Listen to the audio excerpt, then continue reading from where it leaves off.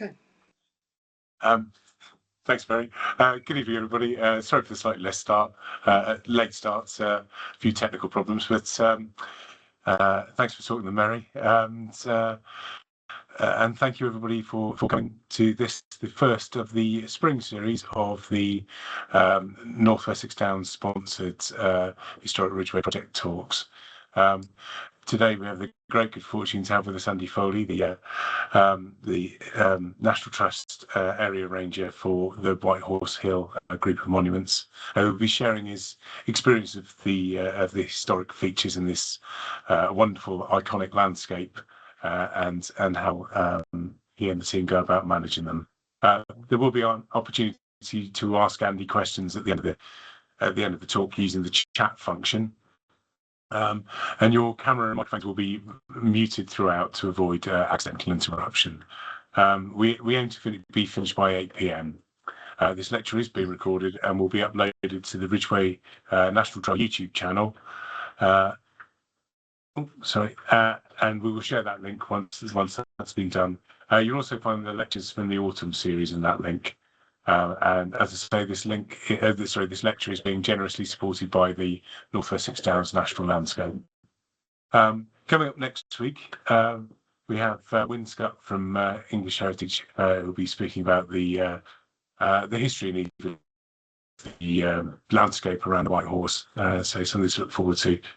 And that link will be posted on Facebook shortly, not to be missed. So without further ado, Andy, and thank you very much for coming this evening. I'm really looking forward to this. So if it's okay with you, do please continue. Okay. Thank you very much, Dan. Thank you, Mary.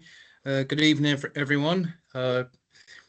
Welcome to this presentation. As you can hopefully see, the homepage there is the National Trust in West Oxfordshire. And what we're going to do is talk about this part of the world, what the part that the Trust plays in that, and in particular our networking and connections with the Ridgeway National Trails, which links just about all three of the properties that I'm responsible for.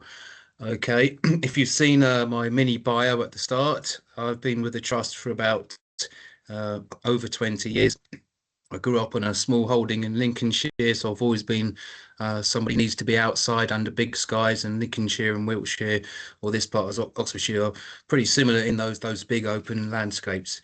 You might see my bio picture there that looks like I've got a lot of grey hair, but believe me, it's not grey hair. We were chalking the horse that day. If you believe that, then that's up to you. Okay, so moving on to our first slide. We're going to just have a brief overview of what the National Trust is all about. Founded in 1895 by the lady there in the top corner, Octavia Hill, who was one of three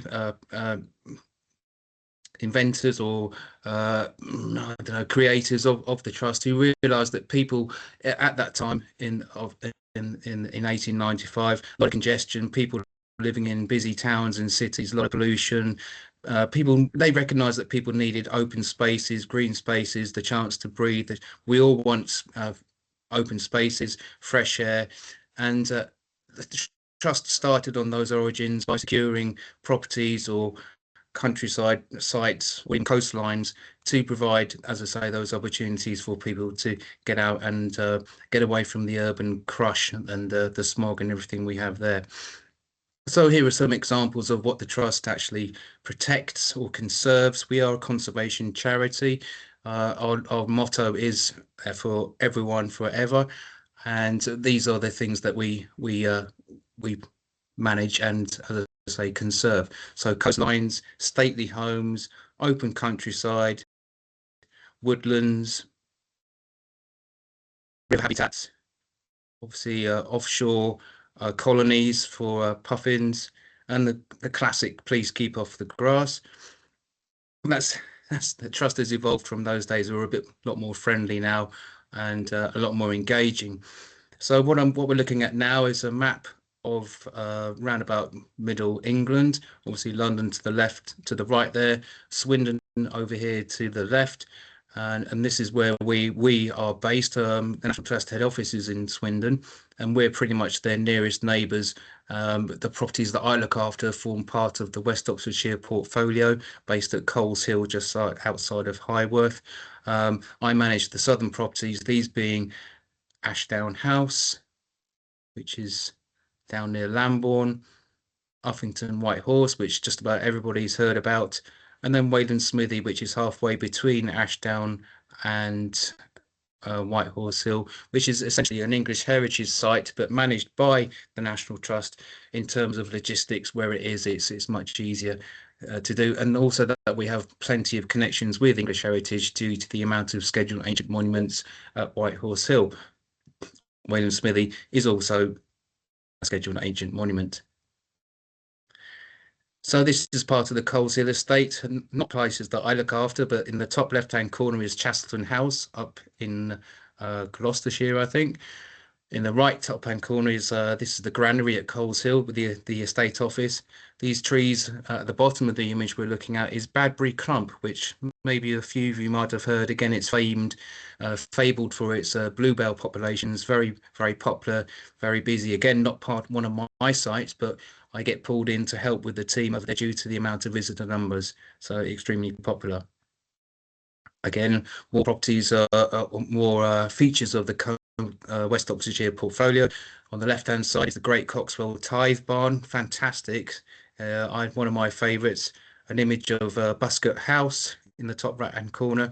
And then this is in the bottom right-hand corner is a site called Hinton Parva Coombs, which is a glacial shaped forged landscape of a dry valley, which is again very nice to visit, and famed for its variety of wildflowers.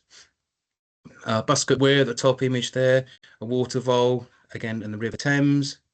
But over to essentially focusing on what I look after as part of my role as area ranger. So Ashdown House, a 17th century Dutch Renaissance townhouse based in the middle of the Berkshire, well, it used to be the Berkshire Downs, but just over the border from Berkshire. We are in Oxfordshire. It's a perfectly symmetrical house, looks like a doll's house, completely isolated, surrounded by woodland and chalk grassland. It's around about 500 acres altogether. So here we can see an aerial view, the house in the middle there, the great avenue running up through the middle of the two woods immediately to the south, Middle Wood, and then Haley Wood at the top. And then behind is Upper Wood, which is more of a nature reserve, not open to the public. And then on the left-hand side, we can see where we've been working there. The high ground is all chalk grassland downland, which is where we carry out our conservation grazing. Over to the right hand side of this image, there's a small circular feature, and that is called Alfred's Castle, which is an Iron Age defended settlement, not exactly a hill fort, but a defended settlement. And one of my greatest pleasures of the many tasks that I have to do is mowing this central strip through the woods, which is called the North Avenue. And yeah, it takes about 2 hours. And as I'm sure you can appreciate, I do that in a tractor with a cutting deck on the back. I'm not pushing a fly mow up there. So next image. So top left-hand corner is Alfred's Castle. And now we look at some features of the things that we actually do and see. So again, that's cutting a footpath to provide public access to our sites. Ashdown House is well populated with roe and fallow deer, particularly roe. At the moment, we've got about a herd of 160 who are resident, who've kind of worked out that there are places right about the house where they can go where the public aren't, and that means there's no dogs. So they've worked that out for themselves. And then a snowy overview image of Ashdown House. The buildings down to the left-hand side are where my yard and my workshops and storage units are.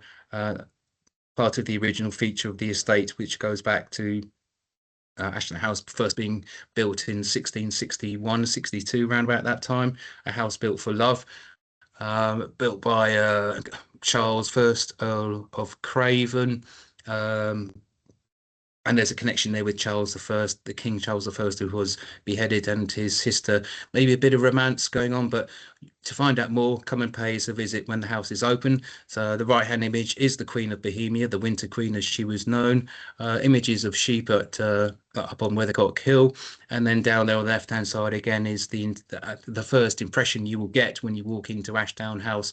This is the greeting area, and then you can just see a bit of staircase on the right-hand side, which goes up 3 flights back up to the top of Ashdown House to a viewing area called a cupola, and from there you can see the whole estate, the whole woodland. But I would say you'd need a head for heights. I don't go up there very often. Okay, so what are we actually doing? So me, I'm an area ranger. I'm the only member of staff there. Everyone else who comes to help me are much valued volunteers. And these are local people, mostly retired, I would say, but still have plenty of experience, plenty of get up and go, which is the kind of things, kind of attitude we need with the job that we've got, because 80% of it is physical. So a week long volunteer group will be involved in clearing fallen trees. You can make that yourselves, mowing, litter picking, livestock fencing, sign making, firewood. Here we're creating, that's me chainsawing, creating a little stepping platform for kids. That's Phil digging the foundations. So the list goes on. The avenue, we've talked about that, the mow it. Being a woodland that we manage, we often get trees coming down. This was quite a large one, an ash tree a few years ago. That's now been processed. We would chip the paths to make access better. The bluebell block is the bottom right-hand corner where we clear bracken and other debris from fallen trees to make sure the bluebells there are unimpeded when they reach their peak. It's a fantastic site, I think, a sight to behold. I think it's better than Badbury because it's not so well known and it's more of a quieter, rustic setting. But if you visit both, then you can make up your own mind. Strimming and chainsaw works, we've mentioned that. We have tenants at Ashdown or people who have been there for quite a long time. We deal with their queries about concerns about flooding or concerns about trees or fencing or stuff like that. So no 2 days are the same in what we do at in my part of the world with the National Trust anyway. So top left-hand corner here is the bluebell block, which has been cleared, but obviously it's winter, so the bluebells aren't showing. Another feature, top right-hand corner, is called the Pixie Trail, where we fashioned some little wooden doors, painted them, and obviously for kids. That's my daughter there, a good few years ago now. She's a bit taller than that. Okay. Fungi. Ashtown is fabulous for fungi, including one that we've come across nationally scarce, which is called Earth Star. And that's like a kind of large acorn, but with peeling sides, like the way you peel a banana. It's so weird and striking to see. It doesn't appear every year, but what we're looking at there is something else that's called ear fungus. But the Earth Star is worth Googling and worth visiting to see if you can spot it. There you can see more fallen trees. I've got 3.5 minutes on this part. There's a typical day in the work truck. All the stuff that we have to carry around, all the equipment that we need. Yeah, keeps us going. Sunsets there at Ashdown. That's Ray putting out the wood chip, as we mentioned before. Here's the bluebell block in full cry, and it's great to see it like this because it's, as I say, unimpeded by any kind of the standing bracken, which dies but then remains standing, will interrupt this view. So it's a day's work going around with a heavy flail machine, but we do clear that, and that's the end result. Okay, I'm just going to have a quick refresher.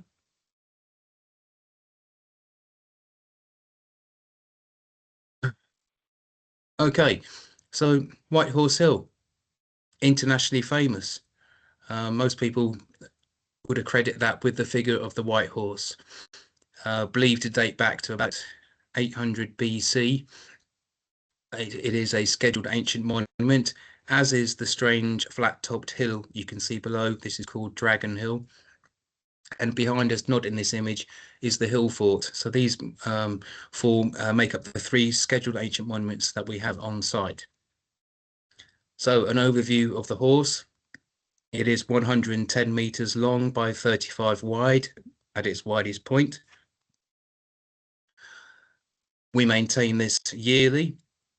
At the moment, the management is taking off chalk, which seems a bit strange, but along the body of the horse, it seemed that it was becoming, now let me get this right, convex or concave. Humped is the easiest example. There was too much chalk going on, which made the impression of the horse much narrower. There were also concerns with narrowing about the neck and the head. So working with the Oxfordshire Archaeological Unit and with English Heritage, we devised a 2-year project where the horse was recorded, the images of the margins of the horse were recorded by a drone, and then that result was then overlain against an aerial photograph taken in 1989. The computer did all the maths and the workings out, and what that resulted in was a 50% reduction in the size of the horse overall, not in one particular area, but overall, but in particularly on the head and the neck, and yeah, pretty much there. And then, as I say, with the hump of the belly of the horse. So the work that was done there was to take excess chalk off, transport it, not throw it away, and bring it up to the head and the neck to restore the horse to the margins of what, say, 40 odd years ago. So that's ongoing. This year we're looking at restoring the tail, making it wider, making it more visible, and we do this with the help of volunteers, with corporate groups, with English heritage volunteers, and with ordinary day trippers. The way I've always said it is that it's a very good feel factor, and in particular, a great opportunity for families to come and do their bit, be that 10 minutes, be that 2 hours, to contribute to the legacy of the horse by simply hammering lumps of chalk into the surface and making it nice and smooth and compact. When that family leaves, we encourage them to look back at the horse and say, well, hey, I did my bit to keep it going. And that's how the horse has survived since 800 BC. What is the purpose of the horse, though, you might ask? What's it there for? Is it a tribal symbol? Is it an offering to a long forgotten god? I think it actually has a physical purpose. The way it is aligned, with the head being pointing west, so the sun rises in the east. When the sun is at its lowest in the winter, and at the time it reaches the crest of the hill of White Horse Hill, it gives the impression that the horse is carrying the sun on its back, and that's what they believed. The sun would then continue on its daily journey. The sun would then set in the west, travel through the underworld, ready for the horse to pull it through the sky again the next day. I think it's quite romantic and quite a logical thing to do. It doesn't, nobody knows for sure. The theory has been investigated and written on by Southampton University, though there is evidence of other such, maybe not chalk hill figures, but other evidence of cave art or things that have been fashioned that are pretty much, if you look closely, the same kind of idea. Not exactly what we've got here at White Horse Hill, but it seems to have been a belief that's travelled across the Western Hemisphere, across Europe, and then this is our interpretation of it. What is it? Obviously, it's a long forgotten religion, but the horse would have been created and maintained by the original people who did that as part of their religion. And then Christianity arrives on these shores. Christianity starts to slowly overtake pagan belief, because yeah, that's a pagan religion. But the caring of the horse and the restoration continued, maybe as a tradition, as a pastime, and then eventually the horse and its management becomes less and less frequent, but still remembered. Even as recently as 1865, where local people had written a ditty which goes like this: "The old horse once put into rights, and the squire has promised good cheer. So we'll go and scrape to keep in shape, and it'll last for many a year." Okay, so I love that. And the squire has promised good cheer. Well, what does that mean? That means the local people would petition the Lord Craven, who had to pay to say, well, the horse needs, it's getting a bit grubby. It's been 7 years since we've done it. We need to go and fix it and make it right again. But what that was tongue in cheek, that they knew the Lord was then obliged to provide essentially a party afterwards inside the hill fort, which sits at the top of White Horse Hill. The great image there, you can see the horse as it's on the left hand side. The celebrations within the hill fort were called the pastimes, And these were games and events which would probably be very frowned upon by the health and safety world that we live in today. For example, climbing a greased pole would win you a flitch of bacon. Um, Blind man's buff, those more familiar to us. Extracting a bullet from a bucket of flour using only your mouth. You can imagine. Most of you might have heard about chasing cheeses down the hill. I think it happens yearly in Gloucestershire. Those people are very brave. Back in the day, say 1865, you were doing that. If you managed to break a bone or something, then you wouldn't be getting any kind of compensation. So, but a large cheese the size of a car tire might have been well worth the risk back in the day. More bizarrely, one of the competitions was a smoking competition. Who could smoke the most tobacco in an hour, with the prize being a gallon of gin? Well, only two participants uh, took that on. We don't know who won, but that's the kind of things that were going on. Behind the hill fort, these open landscape is called the Lambourne Downs, and it's a fantastic place to go walking. It's crisscrossed by a series of byways, and once you commit to one, if you want to keep out the bad books of the gamekeeper, you've got to keep going. So that's like 2.5 miles south, a mile west, then 2.5 miles back up to the Ridgeway. So it's a good walk, and it's one that I do often. So what else have we got, White Horse Hill? I hope you're seeing the right screen as me. The pillar mound is a burial mound, which is unusual in that it contains inhumations, which means burials or complete skeletons as opposed to cremation ash, that have covered many eras dating from early Bronze Age all the way through to Anglo-Saxons, Romans, then Anglo-Saxons. What was interesting about some of the bodies, skeletons that were found were there, but some were missing heads. And that's believed to be amateur archaeology, where people just kind of dug away, took things, and then put them in a glass jar on the mantelpiece, and that was it. Fortunately, archaeology is much more strict these days, and the best place to go and see some of these things are the British Museum in London, or the one in Oxfordshire. The name escapes me. I'm sure you will remind me one time. Some of those skulls that were found had coins inserted into their mouths, and this was a Roman practice where the coin was required to pay Charan, the ferryman, the fee to cross the river Styx into the next life. So that's what those coins were for. The image at the top right-hand corner there is an image of a glacial geological formation created by glacial meltwater, and this is known as the manger. It's also a dry valley, and those stripes are where I've been chain harrowing and maybe having a bit of fun making a bit of pattern and stuff. I don't do it these days, but it was good work at the time. We get a lot of requests for cremation, the spreading of cremation ash, or benches or chairs, which we generally host as the National Trust does across its whole organisation. Why is a word that sometimes why did somebody do that? Why did somebody smash up a sign for no reason? Why did somebody cut holes in the fence to let the sheep out? Why did somebody leave a whole attire of dress? I mean, a whole attire, underwear, trousers, shirt, jacket, shoes, nicely piled up like your mum used to do on your bed, and then walked home. Okay, crazy things. Why? Don't ask that word. Just deal with it and carry on with the next job. So optical stimulated luminescence dating, what does that mean? It's quite a mouthful, and it's not something I could say quite easily when I first got the job. That is the system of dating the horse. And what that means is going down, when we're working on the horse through qualified archaeologists, they will dig to the very foundations of the horse. So it's based on trenches a metre deep.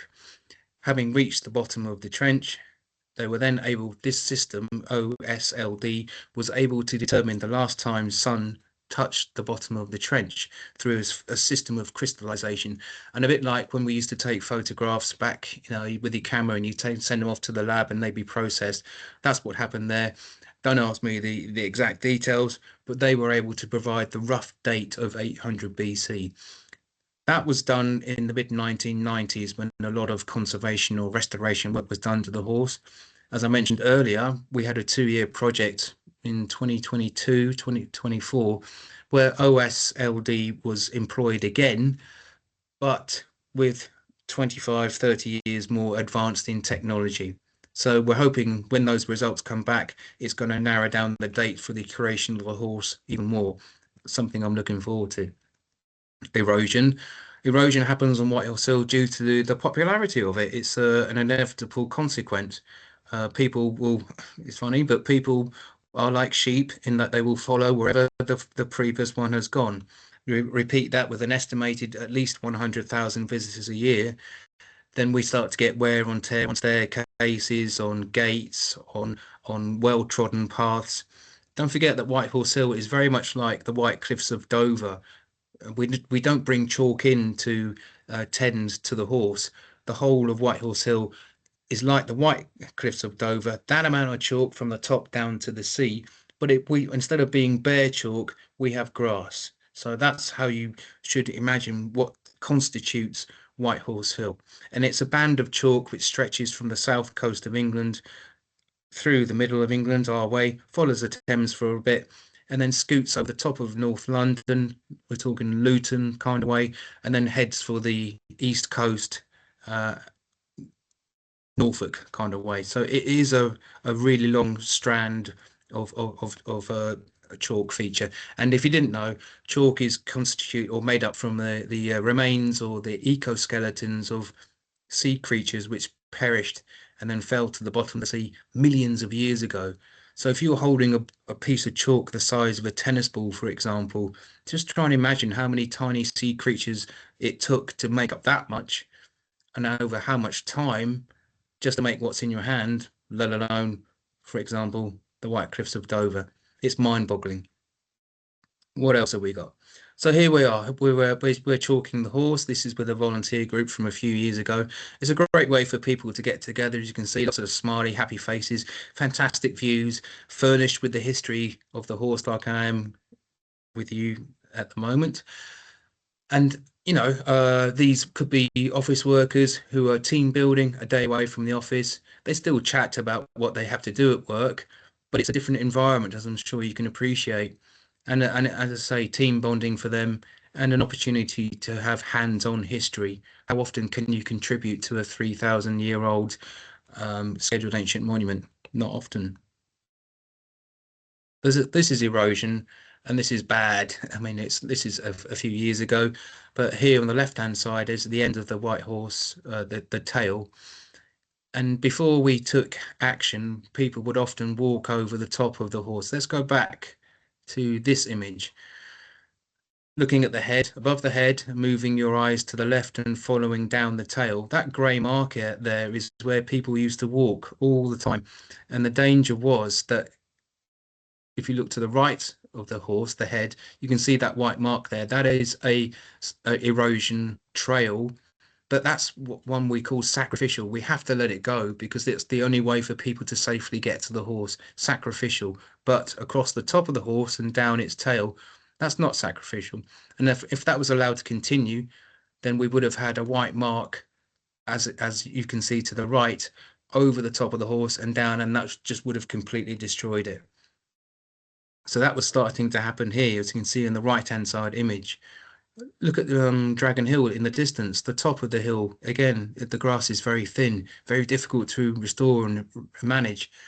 But if steps hadn't been taken, which was simply, we'll go back here again, we put a rope barrier across and diverted, you can see here, over to the left above the horse to the left top hand corner, which is where we encourage people to go. It's a little bit further, but there's plenty of signage there to explain why it's important, and for the majority of people they stick with the plan.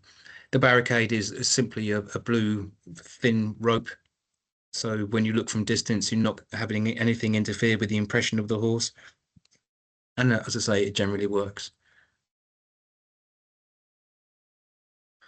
Ah, bizarre things. The why question. What was happening here? This is the Ridgeway, which you can see this beaten path, and these guys here. He was filming his friend who was carrying what appears to be a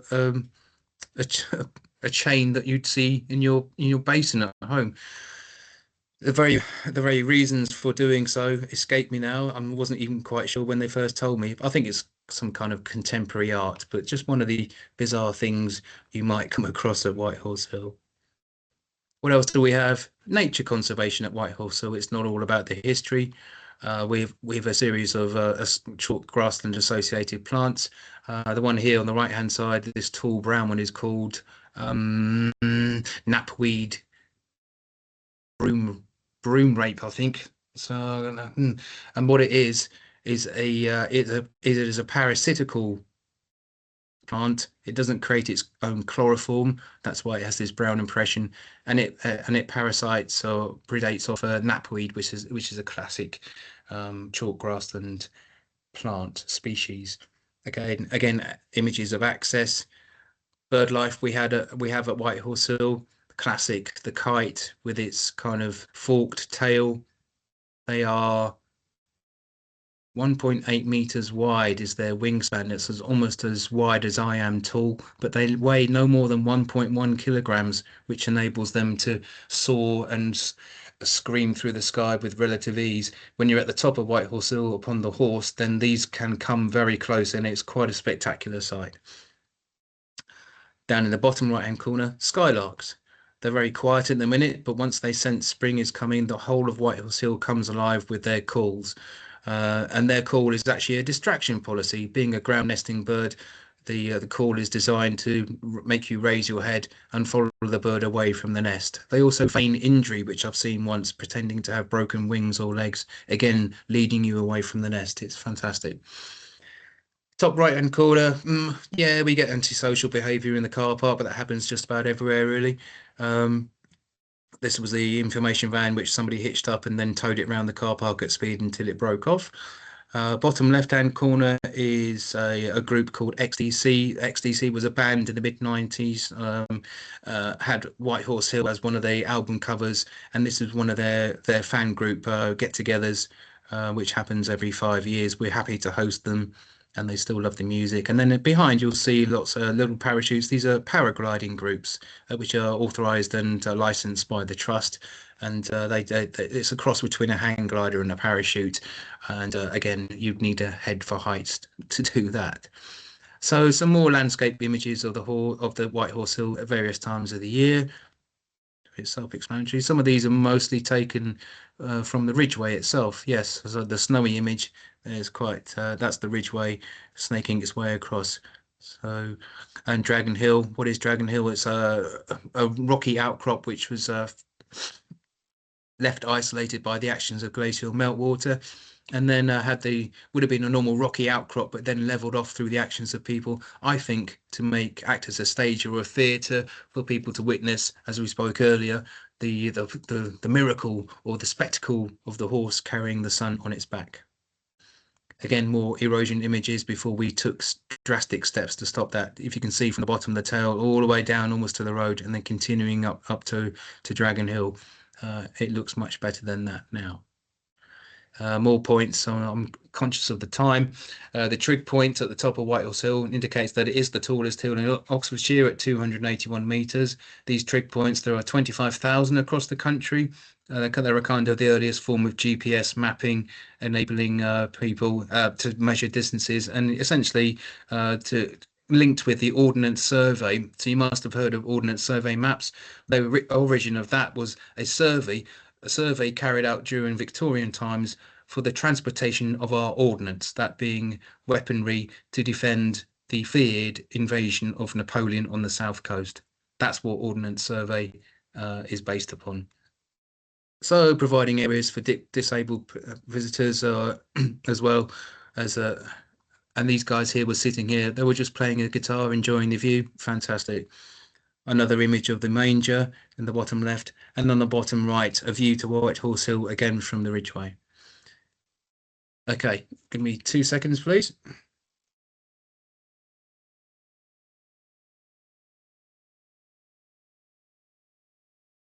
Right, so the Ridgeway links Whitehorse Hill to Wayne Smithy at a distance of just over a mile. And it is true that a lot of people will come to Whitehorse Hill, park in the car park, and then simply take the walk to Waylands as their desired destination. They will not go up to Whitehorse Hill, because although Waylands is again an ancient site, it's definitely a choice for some people to make, that they want to go and see it. Why? Because it is very tranquil. It's very peaceful. It's this very strong pagan site. We know that from the amount of offerings that are left. We'll see some later on, but also with the events that take place there. I've actually hosted a wake there, a pagan wake, and also a pre-burial celebration of life, where pagan communities came along with their own band of music and carried a wicker casket all around the length of Waylands and back again, and then off to be buried elsewhere. It's a yeah, as I say, a tranquil site. Here was an image of it, an artist's impression during its construction. The age of Waylands far outdates White Horse Hill. When the horse was put into the side of the hill, Wayland Smithy was already 2,500 years old. Okay, so it dates back to the Mesolithic period, which is the late Stone Age. It's slightly younger than Stonehenge. It's very similar to West Kennet Long Barrow, which is part of the Avebury World Heritage site. Avebury, again, is one of our nearest neighbours. You're looking there at a stone circle, Silbury Hill, a long barrow, which is exactly what Wayland's is. What barrows come in different shapes and sizes, but the fashion at this time was the long barrow. Looking centrally, you might see what looks like a tent. Well, essentially, it is, yeah, but it's made out of wood with these with these tree trunks positioned at either end. Inhumations or full burials placed inside and then covered over with earth. And again, towards kind of Stonehenge, you'll see all these humps and bumps. This is a common practice, but it eventually collapsed with the weight of the earth on top. So about a few years, 50, 100 years later, they came back, the fashion had changed, and they decided to build a stone chamber where it says Barrow 2, and then flank it with these monoliths. I think that's the correct word, which means standing stones. They are made of sarsen, which is a volcanic sandstone, and are exactly the same as some of the stones that that form Stonehenge and Avebury. Obviously not the blue stones that everyone knows about, but still very similar. You can walk into the chamber. You'll have to crouch down so as not to bump your head. And this is where we find offerings and coins to do with the legend of Wayland. The legend of Wayland is simply an Anglo-Saxon story which was attached to this feature to simply give it either a purpose or as a navigational guide. What did they do? Well, go along the Ridgeway. When you get to Waylandsmead, take a right or a left, etc., etc. The legend of Wayland is that he was a blacksmith to the gods. A blacksmith at the time was somebody who was extremely well revered because of their skill with not only shoeing horses but making weapons and almost alchemy, the captured mastering fire, that kind of stuff that the ordinary folk couldn't do, and that person would become revered. So Wayland, being the best blacksmith there was captured, imprisoned, then escaped and set up his business here at this Long Barrow, which is now called Wayland Smithy. The idea is that you'll be traveling on the Ridgeway and your horse would lose a shoe every now and then. So you would take it to Wayland Smithy, tie it up in front of the standing stones there, go away, leave a coin in one of the recesses, go away, come back, I don't know, a couple of hours later, the coin is gone and your horse is reshod. That is the legend. And it's amazing that how many people still leave coins there, even though there's no information panel to tell you of that. People already know that before they come and leave coins. What happens to the coins? We collect them up and we donate them to either the local cattery. We're talking 2s, 1s, 5 pence pieces, 20s, the occasional pound, which we might spend on an ice cream if we're feeling generous. So yeah, so the standing stones at the front are still there. The flanking stones around the sides, many of them were robbed away for the construction of buildings over a period of time. But it's still interesting to see. I love this picture because there's the people pulling the logs up, much as you imagine Stonehenge being created. But the guy with the stick, who's telling people what to do. Well, that's me now. That's me these days. Okay, so Victorian image. Before the stones were righted, which happened in 1960 through the work of English Heritage.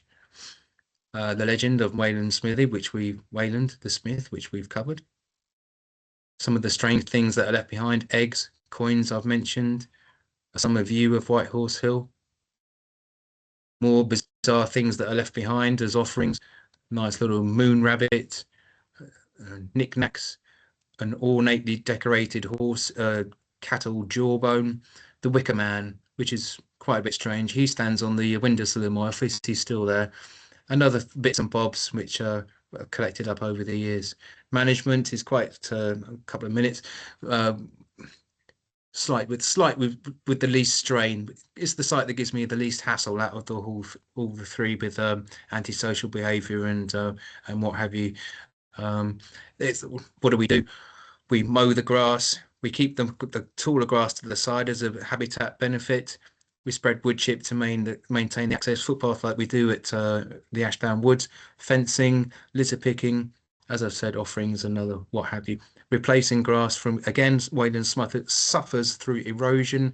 So these are fresh turfs that are brought in maybe every 2-3 years just to give it a spruce up. And there you can see at the bottom, maintaining the footpath and access.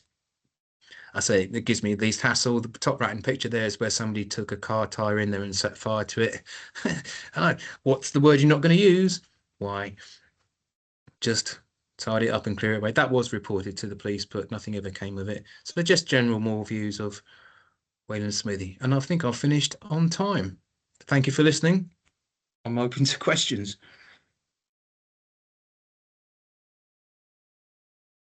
Thank you, Andy. That was brilliant. Really, really interesting. Thank you.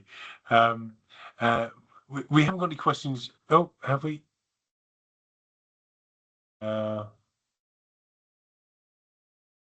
We have one from Dave, actually, Dave Cameron. Will the public be able to contribute to the maintenance of Uffington White Horse this summer? Yes. We have already set a date, late June, early July, where the archaeologists will come in and do the technical work. Volunteer teams of myself and with English Heritage and with a long-standing group will carry on during the week, and then we always open the remainder of the work, everyone's favourite part, the head and the neck. We open that up to the public on the following weekend. There's no need to book. It's simply turn up, and if you approach one of us, we'll be wearing high vis and what have you. Then we'll give you a bucket and spade and set you to work. So yes, please do come along. Thanks. Sorry, I appreciate Valerie has a hand up, but I don't think I can unmute the microphone. So if it's possible, if you could pop your question in the chat.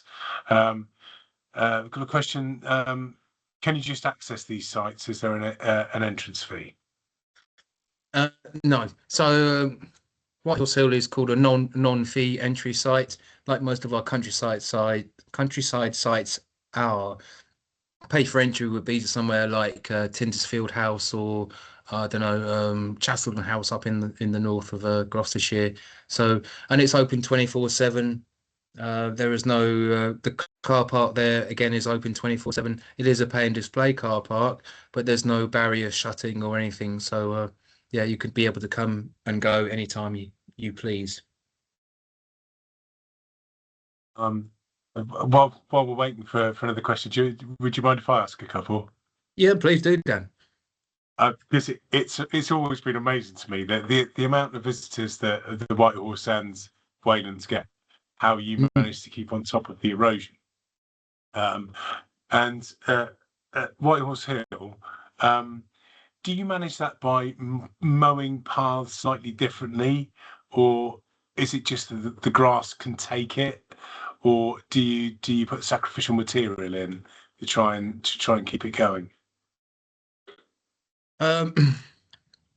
So yeah, so from the car park, paths are mowed. I mow those through the grass to essentially show people the way, but also to prevent, as I said, people will follow a mowed path.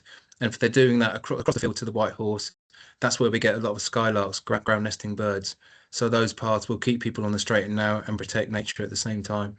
Up towards the horse itself, as I mentioned, sacrificial areas. But then we will, where we find a path, then we'll just simply put a barrier across it, and expect a new erosion path to appear next to it.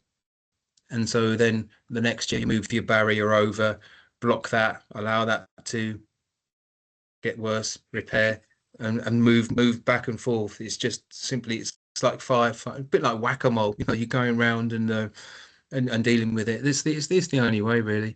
But yeah, did that answer what you wanted, Dan? It did, and I've got to say, I think the use of wood chip at Waylands is a work of genius, and it really seems to work. Do you find that? Do you think it addresses that erosion? It does because I imagine at one point it was very grassed outside the front of Waylands, and the fact now that it was down to the bare earth indicates the amount of visitors that go there. As I say, we estimate about 100,000 visitors a year. But when the stones were rewrited by English Heritage back in the 60s, concrete was a very popular thing. And so the stone that you step over to go into the chamber of Waylands is such is the amount of erosion that's happened there that concrete is now showing. You're not going to notice that as an ordinary day tripper, but to me it's like ah. So yeah, the wood chip is brought over. When we have tree surgery done to the trees at Waylands, then often some of the brash is chipped and that's kept aside, and yeah, put over that ugly concrete lip, if you like. But the wood chip also provides that extra cushion between any further erosion happening. Has to be topped up every now and then because where there are many feet, things get kicked around. It's just the way it is. But it keeps us busy and gives us a reason to keep the maintenance up. Brilliant. Thanks, Andy. We've got a couple more questions. Is it possible to post the date for volunteering weekends in June, July on a Facebook group or similar? The best thing to do is go to the National Trust website, punch in White Horse Hill events, and then you will find there the confirmation of the dates, which will be organised by our visitor experience team at Coles Hill. I don't manage. There is a Facebook page for White Horse Hill and Ashtown, but again, I don't manage that. That's done by the visitor experience people team. So yeah, I mean that will be advertised on both outlets there. But between us this evening, late June, early July. Thanks, Andy. And I've got another question from Sarah. What age is the hill fort in relation to the White Horse and Waylands? Ooh, the hill fort, we believe, was constructed about 500 years after the creation of the horse. And I think that is because the the spectacle of seeing the horse, or the belief of the sun horse, if you like, had spread so much that people would travel far and wide to get there, and therefore they would need a place of refuge overnight or for however long the ceremonies took place. The hill fort at Uffington is only univallate, which means it has one ditch around it. It's not as defensive feature as Barbary, which is just down the road towards Swindon. That's trivallate, so much harder to assault, much harder to get over. So my belief is that the hill fort at Uffington was more of a gathering point served by the Ridgeway. And so the alterations to the entrances, I think the Ridgeway once passed through the middle of the hill fort. It's since moved. It once passed across the very face of Wayland Smithy. I'm pretty sure about that, but it's moved slightly to the south. But the eastern entrance into the hill fort was blocked up and new entrances made in the south and northeast corners. And I think that's because people travelling along the Ridgeway were encouraged. It's a bit like when you go to the service stations on the M4. You know, you go to pay and you're channeled through all these different. Do you want a box? Do you want a Twix or a packet of crisps? Or it'll be £5 for a packet of crisps. You know, so you have to pass. You have to pay your tax or get your trinkets and pass through to go and see the horse. So yeah, I think that's the origin of the hill fort. But both pale into comparison in terms of age with Wade and Smithy. There's a good 2,000 years between the pair of them. Sandy, and one from Nicola. Thank you very much for an very interesting talk. Is there a connection to the Wiltshire white horses that are also looked after by the National Trust? In terms of age, no. We are by far the oldest white horse figure. All the other horses or chalk figures in Wiltshire and Dorset are no more than 200-300 years old at the most. We think that might have been because people would have, as I say, a place of pilgrimage, or in later times a place for a bit of a party. People would travel far and wide to come to White Horse Hill. At one point, it was said there were 30,000 people at one stage, but it had to be stopped because there was too much revelry, shall we say. And so people might have said, well, why do we need to go all that way? Let's make our own white horse here, because down into Wiltshire, very chalky, you know, lots to play with there. So yeah, that's the origin of that. Or indeed, there seemed to have been a craze with the crowning of Queen Victoria around about 1830, where, yeah, let's commemorate, let's do our bit, let's make a chalk figure. Thanks, Andy. And another one from Alison. Can one visit Ashdown House? And wasn't it once let out to a member of the Who? How old is Ashdown House? Can one visit Ashdown House? Yes, you can. And wasn't it once let out to a member of the Who? Well, I have to watch what I say, but well, firstly, yes, you can visit Ashdown House. It is open between early April and the end of October on Wednesday and Saturday afternoons. You can book, but it's never sold out. But there are volunteer guides, and there is a kind of small refreshment area there. You can't tour the whole house. You just take the staircase because yes, it is still lived in. It is still occupied by a member of the Who. Not was, still is. He's still there. I didn't know that. Thank you very much. Who? If you forget the pun. It's not Roger Daltrey. Got one from Stephen Parks. Modern coins are made of steel and can damage stone as they corrode. Should we discourage people from putting coins in the cracks in the stones? A good point there, but these stones, as I say, are made. It's volcanic sandstone. It's almost like granite. I think it's been chosen because it sparkles when the sun shines on it. That would have been like wow to the people back then. It'd be very hard to consider, also very hard to regulate that. How would we stop that if we wanted to? It's part of the legend. I don't see any detriment in the 15 years that I've been looking after it. So yeah, it will do.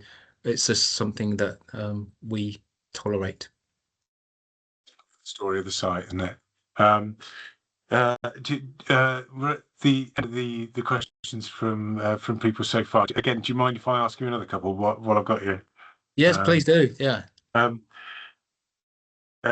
like the attitude, the why attitude, and just getting on with it. I mean, I once saw somebody had piled 47p and a little note saying, Wayland's, can I have a pair of black leather shoes size 10? It's great. Did you? Yeah. It's brilliant. But dogs and grazing. Is this an ongoing struggle, and is it difficult to retain a grazier on such a publicly accessible site?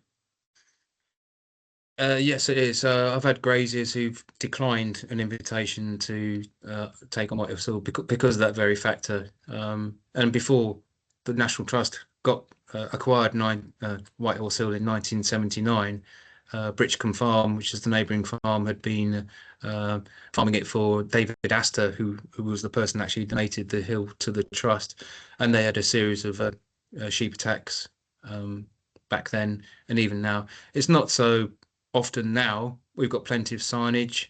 I think we had one about 2 years ago. It's tough for the grazer. My grazer at Whitehorse Hill, he's a young lad. He's only 28, but he's already well weathered to having to deal with the public.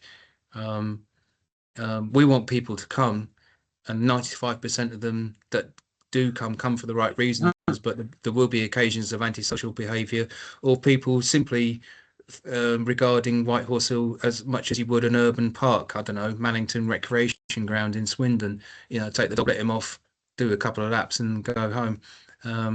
So not everyone toes the line. Not everyone understands. We can't put signage everywhere because we don't want it to look like a billboard on the M4.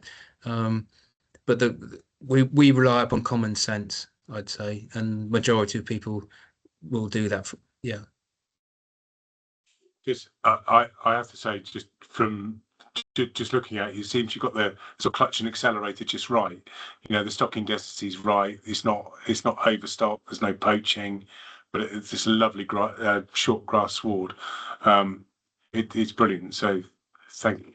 And I think that's probably it. And but thank you very much, Andy. That's been brilliant. And I shall treasure the thought of you mowing up and down the North Avenue at Ashdown in your moments of peace. But that's been brilliant, really interesting. And I wasn't aware of the whole sun horse thing. I think that's a really fascinating premise, really. So thank you. It's really interesting. My pleasure. It's good to share it because it was often said like nobody really knows why, but we've now got a good idea, and for me everything ties together with the worship of the sun, with the pilgrimage. Why would you construct these things, and why would people come from so far? It gives it a purpose, and it's got a purpose for me as well, if you can see that. So yeah. Very nice, but it's been a pleasure, and glad to share it all. Well, thanks, Andy, and I'll let you get back to your evening, but we're having lots and lots of messages coming in saying thank you very much and what a great talk. So thanks.